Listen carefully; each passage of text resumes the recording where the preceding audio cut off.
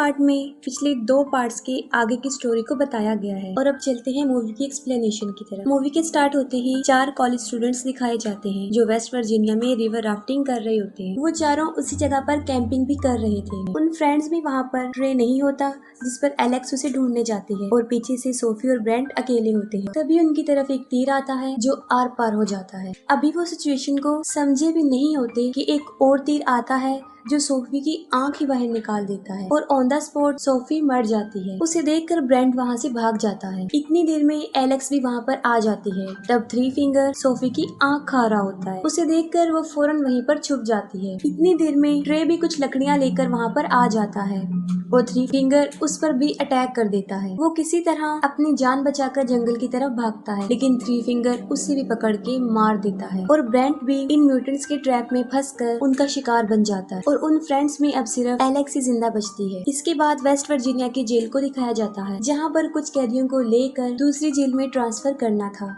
और ये जिम्मेदारी 3 पुलिस ऑफिसर्स को दी गई थी। वो टोटल कैदी 5 थे जिनमें एक था जेविस जो माफिया ऑर्गेनाइजेशन का हेड था और ये सब कुछ उसी के लिए हो रहा था। उनका ट्रांसफर 2 हफ्ते बाद होना था लेकिन पुलिस को ये पता चलता है कि जेविस के आदमी रास्ते में बस को हाईजैक कर सकते हैं और वो जेविस को छुड़वा कर ले जाएंगे और यही वजह है कि उन्होंने इमरजेंसी ट्रांसफर प्लान किया और साथ में अपना रूट भी चेंज कर दिया और उनका नया रूट वो खतरनाक वे था यानी पेपर मिल रोड। वो सब कैदियों को बस में बिठाकर वहाँ से चल पड़ते हैं। रास्ते में वो एक पुलिस स्टेशन पर स्टॉप करते हैं और वहाँ पर उन्हें शेरिफ कार और डेप्यूटी लेन मिलते हैं और वहीं हमें 3 डोस भी दिखाया जाता है जो थ्री फिंगर का नेफ्यू है और ये वही है जो पिछले पार्ट में लास्ट सीन में एक छोटा बच्चा होता है जिसे थ्री फिंगर फीड कर रहा होता है और अभी भी वो इतना बड़ा नहीं हुआ होता लेकिन फिर भी वो ट्रैप सेटअप कर रहा होता है लेकिन वो खुद ही ट्रैप में फंस जाता है। तब थ्री फिंगर आकर उसकी हेल्प करता है और फिर वो दोनों मिलकर उस सेटअप को बिल्कुल सेट करके वहाँ से चले जाते हैं। दूसरी तरफ वो सब पुलिस स्टेशन में कुछ देर रेस्ट करने के बाद अपनी जर्नी पर चल पड़ते। पेपर मिल रोड पर चढ़ते ही एक ट्रक उनका पीछा करने लग जाता है और वो थ्री फिंगर होता है। वो ट्रक के टायर में रेजर वायर फंसाकर उसे पंक्चर कर देता है जिससे वो बस कंट्रोल से बाहर हो जाती है और रोड से नीचे गिर जाती है। थ्री फिंगर ट्रक से उतरकर उन्हें देखने जाता है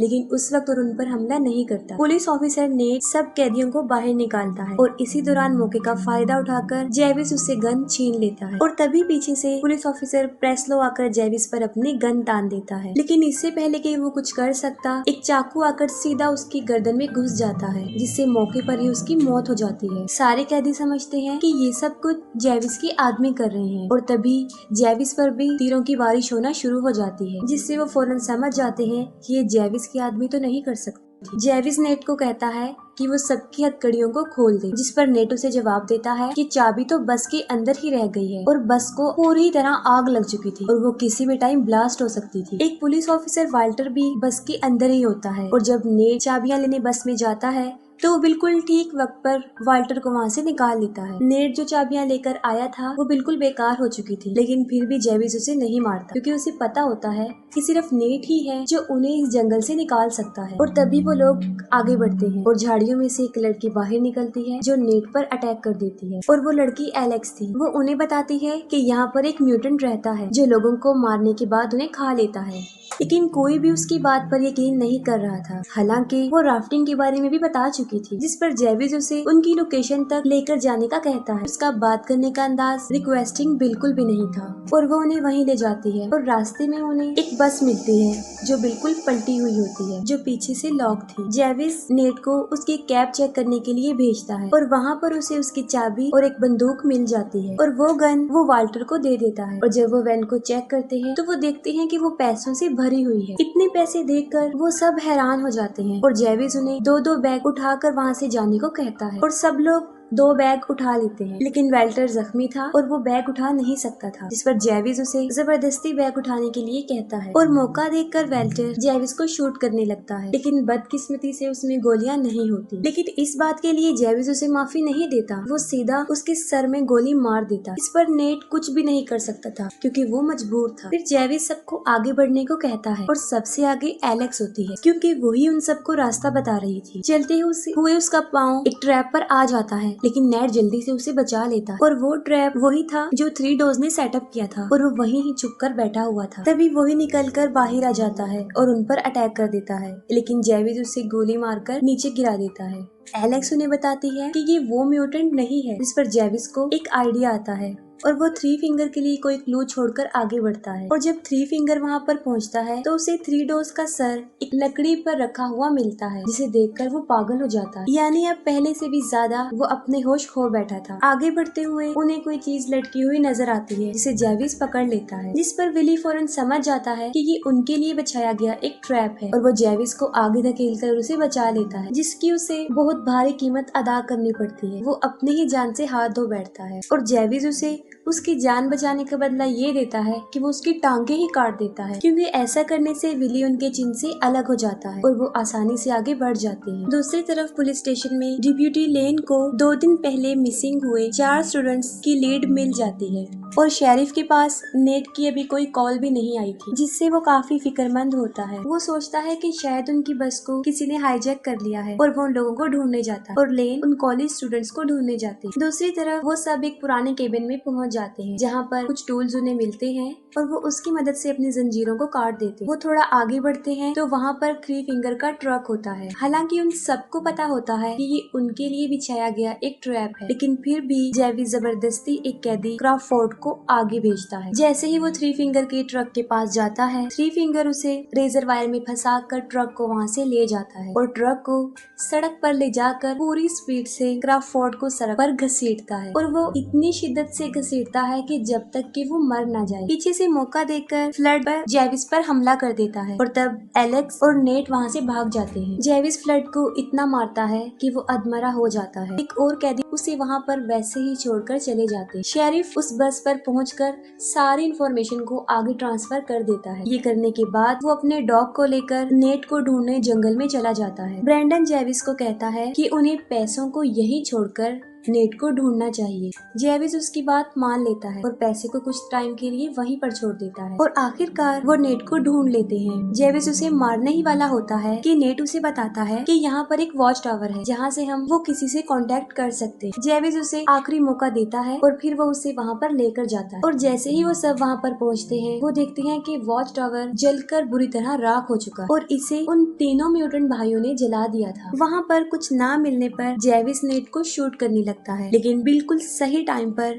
शेरिफ का डॉग उसे पकड़ लेता है। शेरिफ खुद भी ठीक वक्त पर वहाँ पर पहुँच जाता है और उन्हें वहाँ से ले जाता है, लेकिन तभी थ्री फिंगर दरख्त पर बैठा हुआ एक बाला नीचे फेंकता है जो सीधा शेरिफ के मुंह में घुस जाता है और आर पार हो जाता है, जिससे फौरन जेविस शेरिफ की गन को छीन लेता है और नेट को फिर से गन पॉइंट पर लाकर उसे ऑर्डर देता है और फिर वो अपना सारा पैसा लेने के लिए वापस जाता है। लेकिन फ्लड सारा कैश लेकर वहाँ से भाग रहा होता है और तभी जेविस को उसकी आवाज आ जाती है और वो फ्लड की तरफ बढ़ता है, लेकिन इससे पहले ही थ्री फिंगर मोलोटोव फेंक कर फ्लड को जला देता है और उसके साथ सारे पैसे भी जल जाते हैं। वो सब वहाँ से भागने की कोशिश करते हैं, लेकिन फिर से थ्री फिंगर का ट्रक उनके सामने आ जाता है और इस मर्तबा जेविस एलेक्स को उस ट्रक के सामने फेंक देता है और वो एलेक्स को लेकर ही वहाँ से चला जाता है। नेट उसे बचाने के लिए जाने लगता है, लेकिन जेविस उसे पकड़ लेता है और अभी उसे शूट करने ही वाला होता है। ब्रैंडन उसे मारकर बेहोश कर देता है और वो दोनों उसे वहीं पर छोड़कर अपने अपने रास्ते पर चल पड़ते हैं। थ्री फिंगर एलेक्स को लेकर अपने घर में जाकर बांध देता है और वहीं पर हमें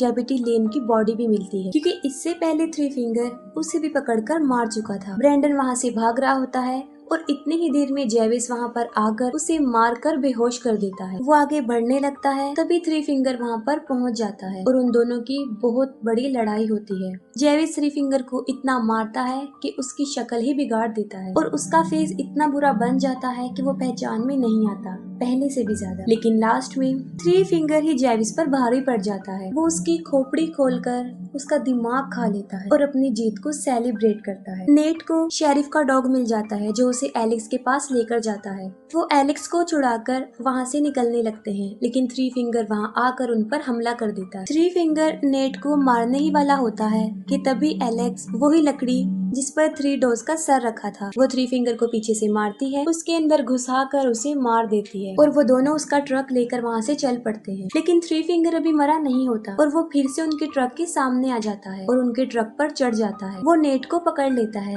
जिससे उनका ट्रक बेकाबू हो जाता है और वो सीधा जाकर दरख्त पर लगता है और ट्रक में आग लग जाती है और इतनी ही देर में ब्रैंडन भी वहाँ पर पहुँच जाता है और उन दोनों को ट्रक से बाहर निकाल लेता है। लेकिन थ्री फिंगर इतनी आसानी से तो उनकी की जान बख्शने वाला नहीं था और वो फिर से नेट को पकड़ लेता है, लेकिन इस मर्तबा नेट उसी का टूल पकड़ के उसमें घुसा देता है और उसे स्ट्रॉन्ग करने के लिए वो उसे ट्रक पर भी दे मारता है और फौरन ट्रक ब्लास्ट हो जाता है और उसके साथ ही थ्री फिंगर भी जल जाता है। नेट ब्रेंडन को आजाद कर देता है और उसे वहाँ से जाने देता है। कुछ देर बाद उनकी पूरी फौज वहाँ पर पहुँच जाती है और नेट और एलेक्स की जान बच जाती है। लेकिन कुछ दिन बाद नेट पैसों के लालच में दोबारा वहाँ पर आता है, लेकिन कोई पीछे से उसको मार देता है और वो कोई और नहीं ब्रैंडन था, जिस पर बिलीव करके उसने उसे रिहा कर दिया था। ब्रैंडन वो पैसे उठा लेता है, लेकिन तभी एक और म्यूटेंट वहाँ पहुँच जाता है और उसे भी मार देता है और किसी को भी नहीं पता चल सका कि वो म्यूटेंट कौन है और आज तक ये सवाल बनकर ही रहा और इसके साथ ही मूवी